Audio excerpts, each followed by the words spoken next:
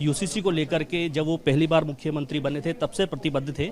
अब यूसीसी अस्तित्व में आने जा रहा है, तो यूसीसी को लेकर के क्या तैयारियां हैं, बात करते हैं। सर, यूसीसी आपकी पहली प्राथमिकताओं में था। जब आप पहली बार मुख्यमंत्री बने तो तभी आपने शपथ लेने के बाद ही यूसीसी को बनाने का जो जिक्र किया था, अब वो अस्तित्व में आने वाला है। तो यूसीसी को लेकर के जो संभावनाएं जताई जा रही हैं वो क्या हैं और किस तरह से इसको आप लागू करने वाले?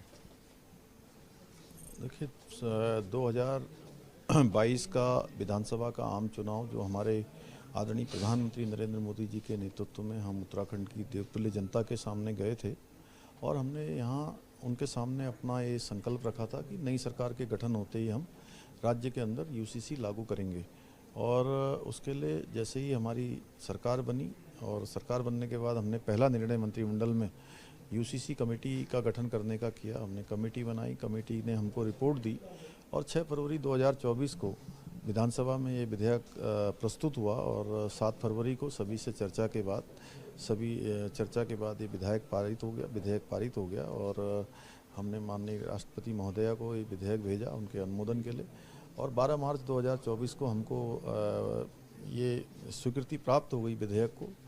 और इसके बाद हमने हमारे रिटायर्ड IAS अधिकारी श्री शत्रुघ्न सिंह जी की अध्यक्षता में कमेटी का गठन किया और क्रियान्वयन के लिए कमेटी बनाई गई एक्ट बनाने के लिए। और उन्होंने आज 18 अक्टूबर को वो एक्ट हमको सौंप दिया है और जल्दी ही हम उसका परीक्षण करेंगे, विधि से भी न्याय से भी परामर्श करेंगे, मंत्रिमंडल में चर्चा करेंगे। और चूँकि हजारों लोगों को इसमें भाग लेना है, कर्मचारी, अधिकारी, सब सरकारी विभाग इसमें सम्मिलित होंगे क्योंकि बहुत सरलीकरण होना है। एक पोर्टल भी बनाया गया है, ऐप भी बनाया गया है। लोगों का समाधान घर बैठे ही उनकी समस्याओं का समाधान होना है और सबको सुविधा मिलेगी। एक अच्छा कानून राज्य के अंदर लागू होगा तो उसकी तिथियों का जल्दी हम ऐलान करेंगे। सर, एक आखिरी सवाल है आपसे। ये जो यूसीसी लागू होने जा रहा है, विपक्ष लगातार ऐसे आरोप लगाता है कि विशेष वर्ग के लिए लाया जा रहा है या फिर उनको बहकाने की कोशिश करता है, लेकिन जिस तरह से यूसीसी बनाया गया है उसमें जो नियम कानून हैं वो सबके लिए एक समान जैसे हैं, तो विपक्ष इस तरह की बातें क्यों करता है? देखिए, विपक्ष ने ये देश की आज़ादी के बाद से लेकर लगातार लोगों को भ्रम में डालने का ही काम किया है। और जैसे उन्होंने पिछले दिनों इस लोकसभा के आम चुनाव में देश की जनता के सामने एक ये भ्रम फैलाया है कि मोदी जी प्रधानमंत्री बनेंगे, भाजपा की सरकार बनेगी, NDA की सरकार बनेगी तो देश का संविधान खत्म हो जाएगा, आरक्षण समाप्त हो जाएगा, जबकि मोदी जी की कार्यशैली में कभी नहीं था।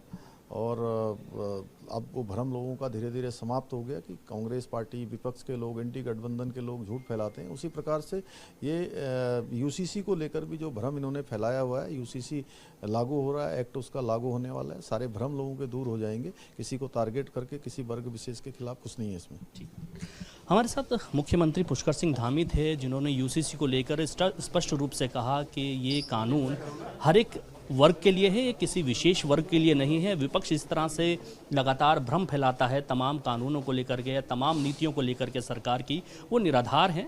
कानून जब अस्तित्व में आएगा तो लोगों को ये देखना होगा कि कानून हर वर्ग के लिए, हर प्रदेश के नागरिक के लिए एक समान होगा और ये पहला कदम होगा क्योंकि शायद भारत के अंदर पहला ऐसा राज्य है उत्तराखंड जो यूसीसी लागू करने जा रहा है और एक ये नज़ीर बनेगा। इसके बाद भारत के तमाम ऐसे राज्य हैं जो यूसीसी लागू कर सकते हैं, जो भाजपा शासित हैं या फिर अन्य। तो इसको लेकर के मुख्यमंत्री पुष्कर सिंह धामी का स्पष्ट रूप से कहना है कि जिस तरह से भ्रम फैलाया जा रहा है, यूसीसी लागू होने के बाद ये देखना होगा कि यूसीसी हर वर्ग के लिए कितना लाभदायक साबित होने वाला है। Danish Khan, ABP live, Dehradun.